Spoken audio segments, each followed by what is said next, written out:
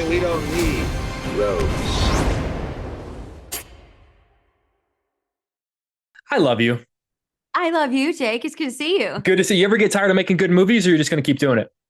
I I don't think I'll get tired of making good movies. Well, it I makes think my they're life good. easy. It makes my life so because sometimes I do these things and I go, "Hey, that got made," and I never have to do that with you. Don't, no, don't. I'm not even going to go there. I'm going to jump into this, and I'm going to start with a confession. I'm going to tell you, I genuinely, I'm the kind of guy that like I want to be scared. Like if I go into a hotel that's supposed to be haunted, I want to see the shit. I want to see ghosts. I went to the Shining Hotel in Estes Park, Colorado, and I didn't see anything, and I was really bummed.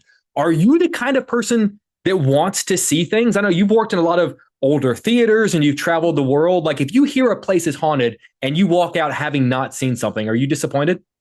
No, I mean, to be candid, 9 times out of 10, it finds me whether I want it to or not. What do you So mean by that? I things just like happen. Lights like blink a bunch, but it's not a power surge or things show up in a room. I don't know. I sound really weird. Now everybody's No. gonna be like, Ariana's a witch. Make it stop. Was the Hamilton theater, was that one of the theaters that like is are they all considered to be haunted, the theaters in New York? I mean, we have ghost lights for a reason, in all of the theaters. So I'll tell you that. But there are spirits. I don't remember. I just sound insane. Well, I don't personally remember any spirits in the Richard Rogers on 46th Street. But I don't know. That's not the same for the L'Enfontaine. So I don't know. I'm honestly that's the quote I'm pulling out of this whole thing. That's the quote. In all seriousness, so much of this movie it's about a woman who's just trying to do her job, and there are outside forces beyond her control that are making it really tough to do. As an actor, you're hearing a lot of different voices from different places. You have people on your team, and you have critics and random people on social media. How difficult is being an actor today, just completely as a result of forces outside of your control? Um, I mean, from my perspective, it is challenging. I'm not gonna lie to you. It's not a cakewalk. I think it is shiny and glamorous, and there are wonderful parts to it. Totally. But I don't know of an personally, I could be wrong, but I don't know of another profession where like your humanity is questioned at all times and you're not allowed to have an opinion about anything publicly unless it's just in agreement with someone that you don't know. I don't, that part is hard. But again, I love what I do. And so I just try to have good, healthy boundaries with all of that. I know I am a 33-year-old woman and I cannot please everybody. And so I have stopped trying. So I hope that you enjoy my work. I genuinely hope that you will give my movies a watch and I hope that you like them. But if you don't, that's okay.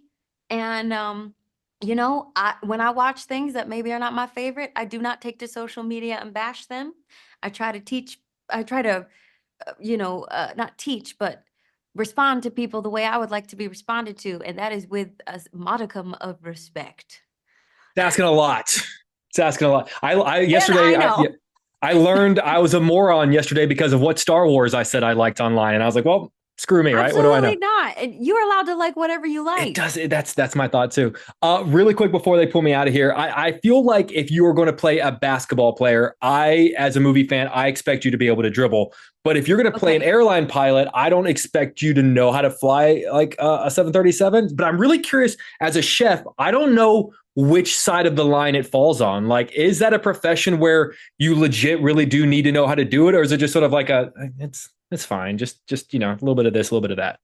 Well, I mean, I think that's a very big question, but I can I got answer it nowhere to be. from my from my perspective. It's like I wouldn't have said yes to this particular movie if I was not willing to do the work to try and bring my best to it. It's like, sure, did I have cooking skills before this? Yeah, I'm from the South. I was raised in a kitchen, but that doesn't make me a chef. So I did train and I hang out with Chef Aisha, who runs and owns Chouquette down in Chelsea and Nueva York. You know what I mean? And then I continued to train while we were making this movie with our food stylist, Zoe Hegadush, who is, you would know her work from Midsommar and Dune Part 1 and Part 2.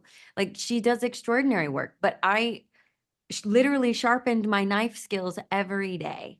I really tried. I put in the effort, and I do not think that I am a chef. I would not walk into anyone's kitchen right now and say, "Hi, I can do it better." No, but I do think that if you're going to play a part, doing your best to not only understand but represent them well, that's important. And so I tried to do my best, and I hope that that is able to be seen. It is. It's always on the screen.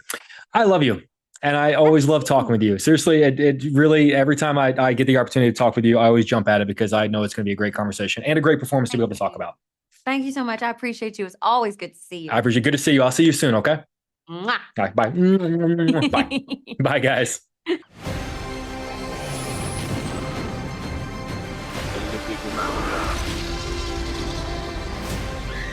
we're going, we don't need roads.